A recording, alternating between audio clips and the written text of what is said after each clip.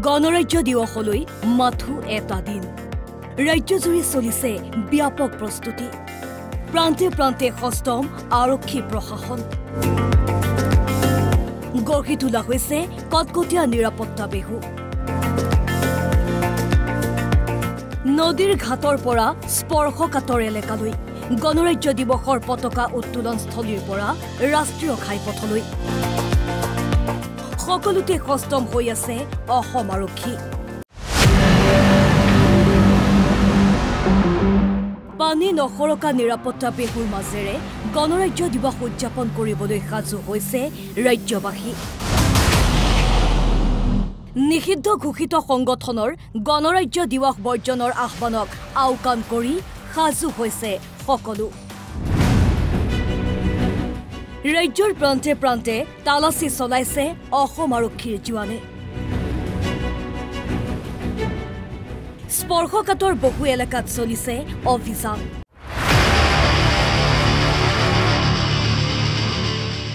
কেৱল স্পৰ্শকাতৰ এলেকাই নহয় সুকলমে গণৰাজ্য দিৱস অনুষ্ঠিত কৰিবলৈ নদীৰ ঘাটে ঘাটেও অভিযান চলাইছে আৰক্ষীয়ে এই দৃশ্য নুনমাটিৰ ব্ৰহ্মপুত্ৰৰ বুকুত নাৱত উঠি অভিযান চলাইছে আৰক্ষীয়ে ব্ৰহ্মপুত্ৰ নদীৰে গুৱাহাটীত প্ৰৱেশ কৰিব পৰা প্ৰতিটো নদীৰ ঘাটতে টহল দিছে আৰক্ষীয়ে নুনমাটি সোনচালি ৰামিসিং কিৰাকাটা কুৰুৱা ঘাটত সষ্টম আৰক্ষী গণৰাজ্য দিৱস সকলোকে মানে নুনমাটি এৰিয়াৰ লগতে অসমবাসীলৈ আপোনাৰ শুভেচ্ছা জনাইছোঁ যাতে আমাৰ সোনকালে আমাৰ এই গণৰাজ্য দিৱসটো আপোনাৰ পালন কৰিব পৰা যায় আৰু লগতে আমাৰ সুৰক্ষাৰ ক্ষেত্ৰত আমি নাগৰিক সমিতি হিচাপত আমি প্ৰতিটো হাততে যিহেতু আগে পিছৰ এনেকুৱা এটা সংগঠনজনক আছিলে আৰু সেইকাৰণে আমি কিৰাকাটা আপোনাৰ এই সোনচালি এইফালে আপোনাৰ চাপৰি এইবিলাক ঘাটবিলাকত আমি আপোনাৰ পূৰা কটকটীয়া নিৰাপত্তা ৰখা হৈছে আৰু দুই এটা ঘৰ যি প্ৰতি ঘৰতে আছে আমি এনেকৈ শুনা পাওঁ যে এইফালৰ পৰা মানুহ দুই চাৰিটা অহা যোৱা কৰা আগে পিছলৈ মানে হৈছিল কিৰাকাটাৰ সেইফালৰ পৰা আপোনাৰ চাপৰি সেইফালৰ পৰা অহা তাৰমানে সেই আছে তথাপিতো আমি এইটো চব কটকটীয়া নিৰাপত্তা কৰা হৈছে কেৱল নুনমাটিয়েই নহয়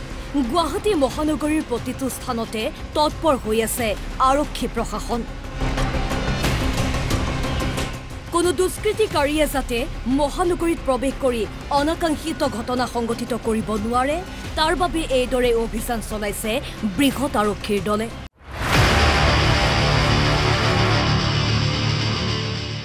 এইবাৰ চাওক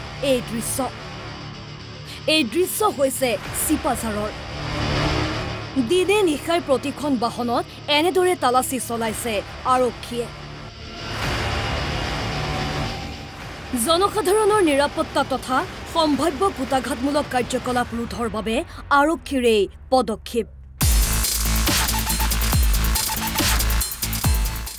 কলিয়াবৰৰ ৰাজপথতো অনুৰূপ দৃশ্য নদীপথত কলিয়াবৰৰ শিলঘাট আৰক্ষীয়ে চলাইছে অভিযান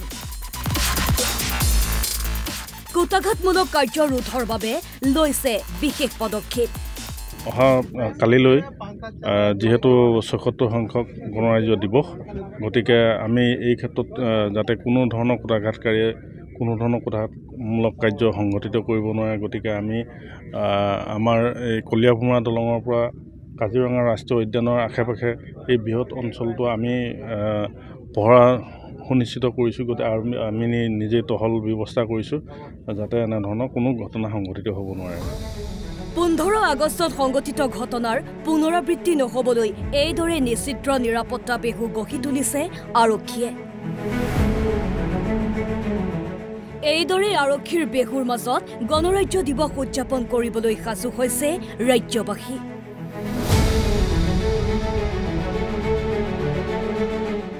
news desk report NB news